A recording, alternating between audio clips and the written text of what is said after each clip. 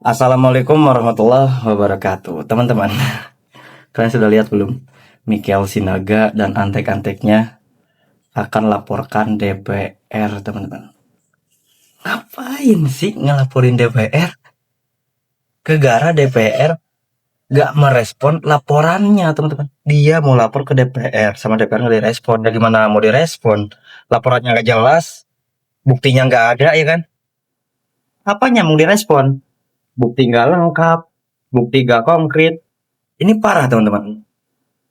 Kemarin hak asasi manusia yang mau dilaporkan, gak tahu sekarang dilaporan apa enggak, ya kan? Sekarang dia mau melaporkan DPR. Kacau, teman-teman, ini kacau. Dan yang paling kacaunya lagi, di mana si Roy Panci sebut Pak Jokowi itu pesugihan. Karena apa? Karena dia lihat Pak Jokowi lagi main-main kodok, teman-teman. Pak Jokowi lagi mainin kodok. Kalian tahu kodok apa? Kodok yang loncat-loncat itu kodok. Iya, iya itu kodok. Disangkut pautkan sama pesugihan. Ini orang kenapa sih, teman?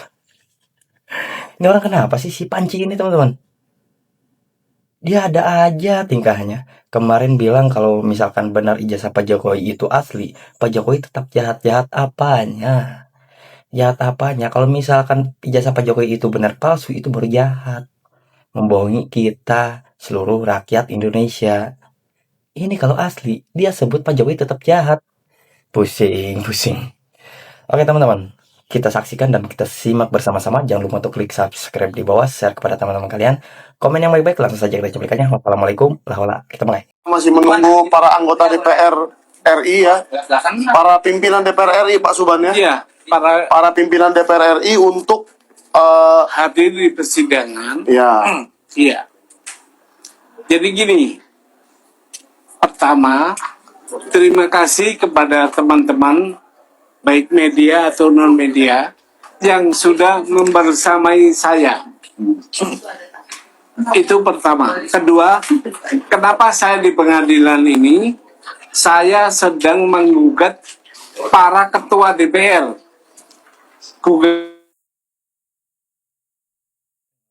DPR menyatakan pendapat bahwa wakil memenuhi sebagai wakil presiden berdasarkan Undang-Undang Pemilu tahun 2017 pasal 169 huruf R itu. Nah, kenapa DPR saya gugat? Karena seharusnya dia telah menggunakan haknya untuk menyatakan pendapat. Tapi setelah saya kasih tahu sampai 2 kali, DPR diam. Hak untuk menyatakan pendapat tidak digunakan. Maka saya ke pengadilan agar hakim memvonis DPR harus menggunakan hak menyatakan pendapat. Itu. Hari ini sidang panggilan terakhir. Kalau sampai dia nggak datang, saya minta majelis hakim untuk membuat penetapan bahwa para tergugat telah melanggar sumpah jabatan. Mending ya, teman-teman Mika Sinaga, mending bikin surat turu ke RT, jangan langsung ke DPR, kejauhan itu mainnya. Kalau di RT keterima, baru ke RW, terus ke Kades. Kalau kayak gini, kesannya memalukan gak sih, teman-teman? DPR segala mau dilaporin lagi. Jadi kelihatan banget kualitas dari gerombolan ini, teman-teman. Kayak gimana kualitasnya? Hah? Gak jelas, ini bener-bener gak jelas. Aduh. Malu saya lihat juga, teman-teman. Malu beneran. Kemarin HAM. Sekarang DPR tuh mau dilaporin.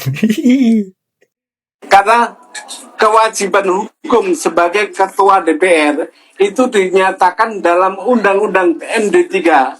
Itu dia para ketua DPR ini adalah mewakili seluruh anggota DPR di pengadilan. Tapi dia nggak datang. Maka saya minta hakim untuk menetapkan bahwa para tergugat telah melanggar sumpah jabatan. Itu intinya. Bisa disebutkan siapa saja yang jadi tergugat ya Pak? Yang saya gugat adalah ketua Puan Maharani, 2 Dasko, ketiga Saan Mustafa, keempat Ibu Sri yang dari Golkar, kelima Cucun yang dari PKB. Itu.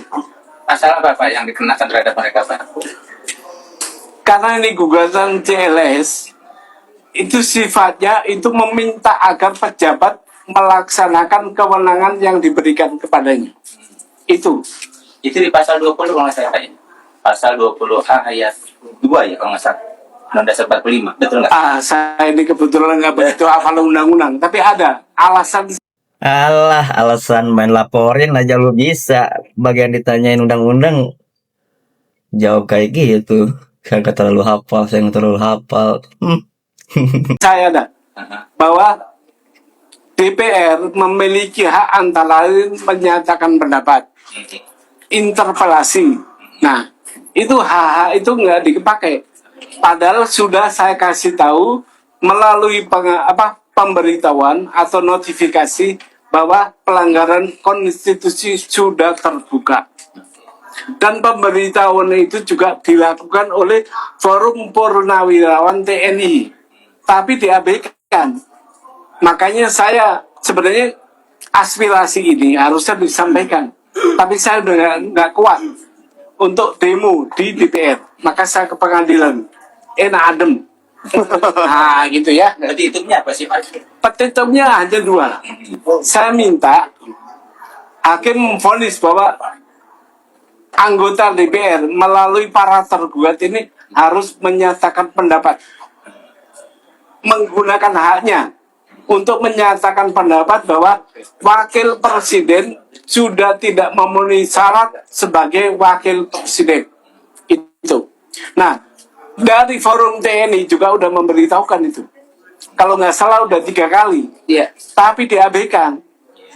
Nah, saya menjunjung tinggi keinginan forum TNI karena patriotismenya nampak di situ. Tidak mau dipimpin oleh orang yang tidak memenuhi syarat undang-undang. Itu. Begitu Pak. Apa ada upaya yang apabila tidak hadir kemudian minta pada aparat misalnya jemput paksa atau seperti apa? Nah, kalau di pengadilan perdata tidak ada itu, tapi kemarin majelis hakim sudah bilang akan dipanggil untuk terakhir dengan peringatan ya hari ini. Iya. Oh jadi hari ini? Hari ini. Tapi ketika di Istana Bogor apa yang dilakukan? Dia tidak menghilangkan kebiasaannya memelihara kodok. Oke. Jadi kalau dulu sebelum istilah termul itu mengetop sampai sekarang, apalagi Pak JK lebih mempopulerkan lagi istilah termul itu ya. Jokowi ini memang memelihara kodok. Kodok itu anaknya namanya cebong. Jadi waktu itu kalau di sosial media ada cebong dan kampret ya. Ya cebong-cebong itu bukan hanya secara dunia maya. Dunia nyata pun ada cebong-cebong. Kalau di masyarakat Jawa apa sih Mas? Pesugihan. Iya. Allahu Akbar. Ada orang kayak gini ya teman-teman.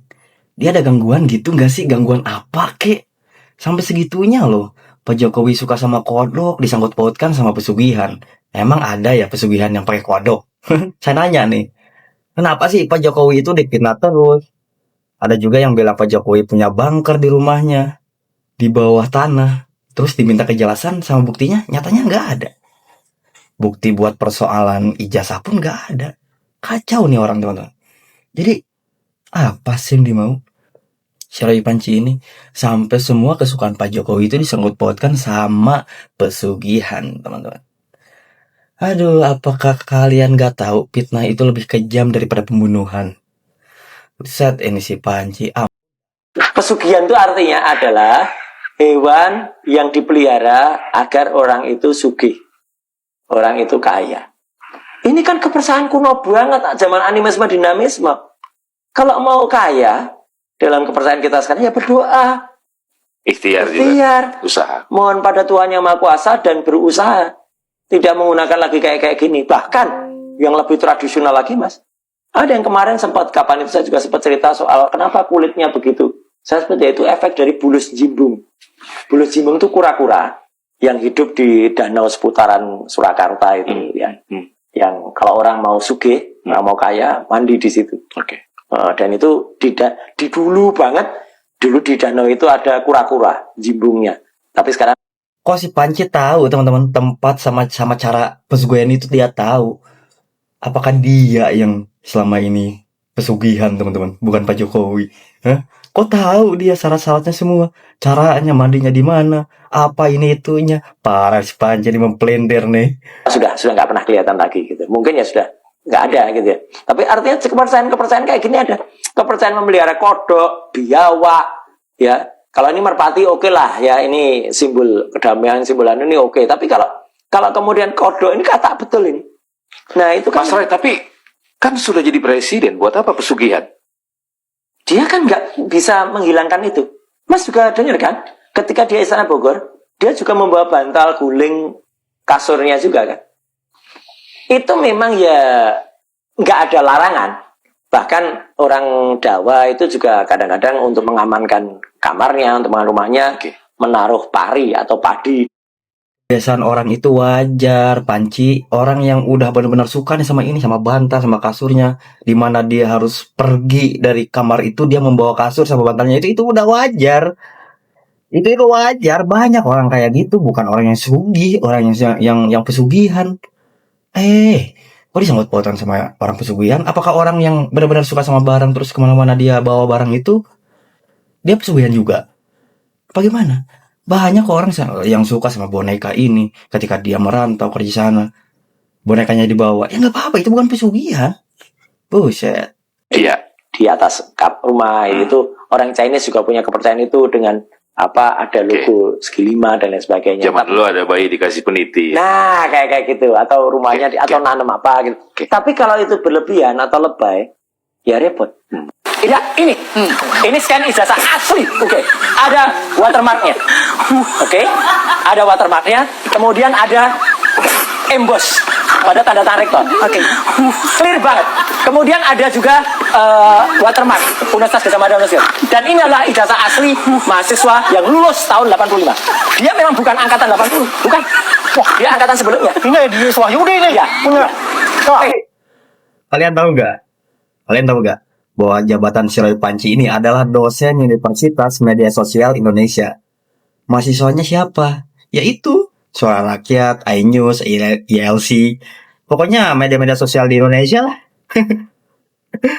Saya ngaco.